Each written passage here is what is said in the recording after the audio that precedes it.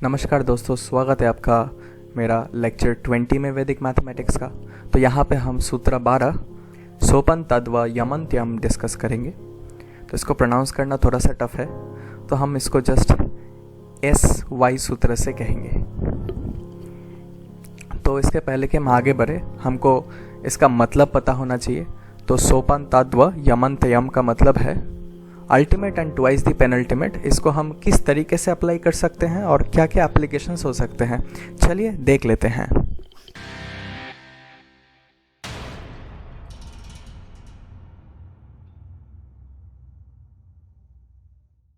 पहले तो हम इसको इस्तेमाल करेंगे मल्टीप्लिकेशन के लिए, क्योंकि ये सबसे आसान एप्लीकेशन है इसका। तो ultimate and twice the penultimate मतलब कि अल्टीमेट मतलब जो सबसे एंड में है, और पेन अल्टीमेट मतलब जो सबसे एंड में है उसका एक आगे को हम पेनल्टीमेट कहते हैं।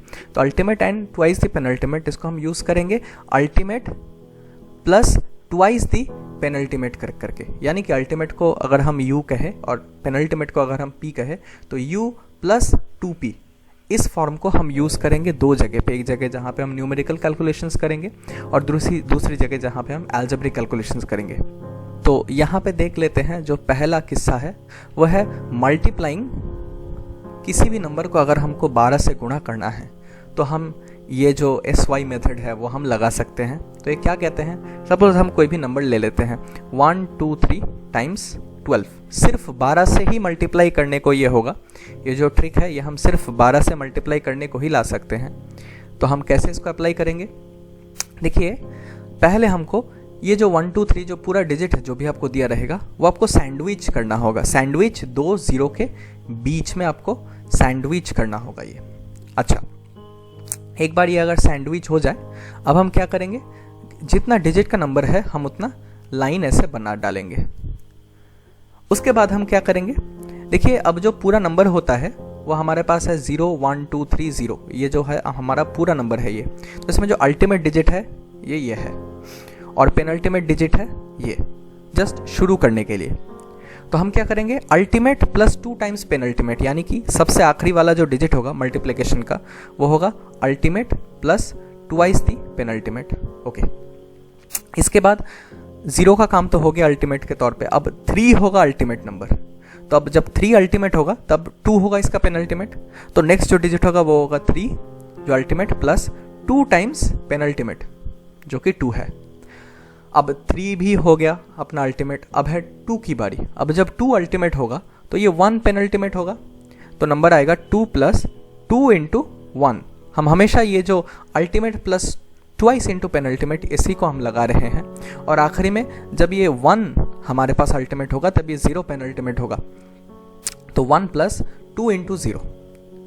तो ये हुआ हमारा चारों पार्ट्स। तो इसको हम अभी इंटीग्रेट करेंगे। तो देखिए मैं फिर से वो ड्रॉ कर रहा हूँ। तो हमारे पास नंबर्स क्या क्या है, पहले तो 0 प्लस 2 इंटू 3 जो कि हमारे पास 6। फिर है हमारे पास 3 प्लस 2 टाइम्स 2 यानी कि 4। तो 3 प्लस 4 हमारे पास है 7। फिर है 2 प्लस 2 इंटू 1 यानी कि 2 प्लस 2 जो कि है 4। और 1 प्लस 2 इंटू 0 यानी कि 1 प्लस 0 जो कि है 1। तो हमारे पास सिंपली जो नंबर आ जाता है 1 2 3 इंटू 12 करने पे वो आता है 1476। तो प्रैक्टिस के साथ साथ इसका करने का तेज और भी ज़्यादा बढ़ेगा। चलिए अब हम और एक एग्जांपल लेके देख लेते हैं इसी का। सपोज हमको 287 इंटू 12 मल्टीप्लाई करना है। तो हम क्या करेंगे, पहले तो इसको 0 2 8 7 0 0 2 0 के बीच में हम इसको सैंडविच कट कर देंगे, फिर मल्टीप्लाइड बाई 12 यानी कि 0 होगा अल्टीमेट शुरुआती तौर पे। चूँकि 3 डिजिट है हम 3 बार ऐसे लगाएंगे। तो पहली बार में तो हमारे आया 0 प्लस 2 इंटू ये जो 7 है जो पेनल्टीमेट है। सेकेंड स्टेप में आया हमारे पास जो 7 अभी अल्टीमेट होगा, क्योंकि 0 का अल्टीमेट होने का काम हो गया। तो 7 प्लस 2 इंटू अब पेनल्टीमेट होगा 8, 2 इंटू 8। उसके बाद आएगा 8 अल्टीमेट। तो 8 अगर अल्टीमेट है तो 8 प्लस 2 इंटू 2। उसके बाद अब 8 अगर अल्टीमेट हो गया, अब होगा 2 अल्टीमेट। तो 2 अगर अल्टीमेट होगा तो 0 पेनल्टीमेट होगा। तो 2 प्लस 2 इंटू 0।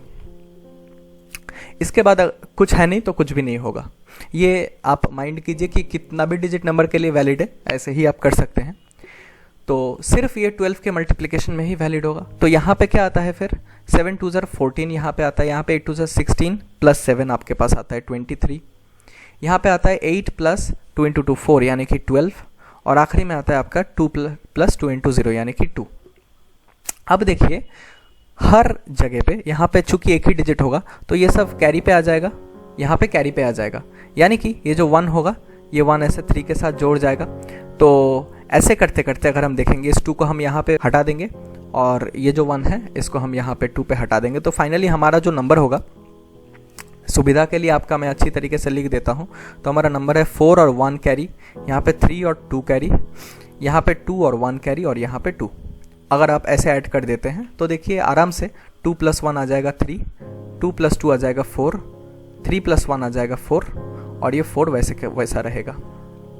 तो आपके पास जो आता है 287 इंटू 12 है 3444, इतना आसान तरीके से आ जाता है। जी हाँ दोस्तों, तो यही सोपान तत्व यमन त्ययम का एप्लीकेशन है। किसी भी नंबर को आप मल्टीप्लाई कर सकते हैं। तो अब मैं ऐसे ही आपका प्रैक्टिस के लिए मैं कुछ ऐसे प्रॉब्लम्स देना चाहता हूँ आपको। मेथड सब जगह सेम रहेगा और इतना ही आसान तरीके से हो सकता है और करके। अगर आपका कोई भी दिक्कत हो तो ज़रूर मुझे कमेंट सेक्शन में बताइएगा। इसका और एक स्पेसिफिक टाइप है एप्लीकेशन का, जो है अलजेब्रिक इक्वेशन। किस तरीके का अलजेब्रिक इक्वेशन? ये कुछ इस तरीके का होगा। तो बहुत ही स्पेशल तरीके का अलजेब्रिक एक्सप्रेशन है, इक्वेशन है, यानी कि ये बहुत ही रेयर फील्ड में ये काम पे आएगा, क्योंकि बुक पे और कोई एग्जाम्पल दिया नहीं हुआ था और इसी तरीके का स्पेसिफिक एग्जाम्पल दिया था, तो मैं इसको ही नोट कर रहा हूँ। अच्छा, यहाँ पे आपका जो कंडीशंस है वो ये जो A, B, C और D जो टर्म है ये सब AP में होनी चाहिए, यानी कि एरिथमेटिक प्रोग्रेशन में होनी चाहिए। यानी कि A से B का जितना दूरी होगा उतना ही B से C का दूरी होगा और उतना ही C से D का दूरी होगा। तो सपोज मैं एग्जांपल के तौर पे मैं ले लेता हूँ, A को मैं x+2 ले लेता हूँ, B को मैं x+3 ले लेता हूँ, C को मैं x+4 ले लेता हूँ, और आखिरी में जो D है उसको मैं x+5 ले लेता हूँ। तो हमारे पास जो इक्वेशन बन जाता है, तो हमारे पास जो इक्वेशन है वो ये है। इसको अगर हमको एक लाइन में सॉल्व करना है तो हम वही लगाएंगे, वही सूत्र लगाएंगे, ultimate plus twice penultimate equals 0। ये यहाँ का एप्लीकेशन है, बहुत स्पेसिफिक है मैं जानता हूँ, लेकिन बस चूंकि दे रखा है तो मैं एक्सप्लेन कर दिया। तो ultimate plus twice penultimate equal to 0 मतलब यहाँ पे जो अल्टीमेट टर्म है वो x+5 है। पेनल्टीमेट मतलब इसके जस्ट आगे वाला टर्म यानी कि x+4 है। यानी कि अगर आपके पास ABCD हो तो D है अल्टीमेट टर्म और C है पेनल्टीमेट टर्म, और इसी फॉर्म में अगर होगा तो ultimate plus 2 times penultimate equals 0। तो यहाँ पे x+5 plus 2 times x+4 is equal to 0, यही होगा इस पूरे का सोल्यूशन।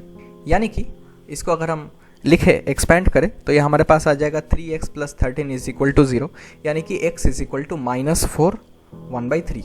तो ये बहुत ही कम चांसेस है कि आपको ये कभी भी एनकाउंटर करना पड़ेगा, लेकिन अगर इनकाउंटर करना पड़ा और अगर दिमाग में ये आपका रहा तो ये आपका टाइम ही नहीं लगेगा। जो आपको मिनिमम 1 मिनट लगता सॉल्व करने को, वो आपका अंडर 15 to 20 सेकेंड हो जाएगा, और ये बहुत ही आसान कर देता है। लेकिन इसका ड्रॉबैक वही है कि ये बहुत स्पेसिफिक कुछ प्रॉब्लम को लेके डील करते हैं।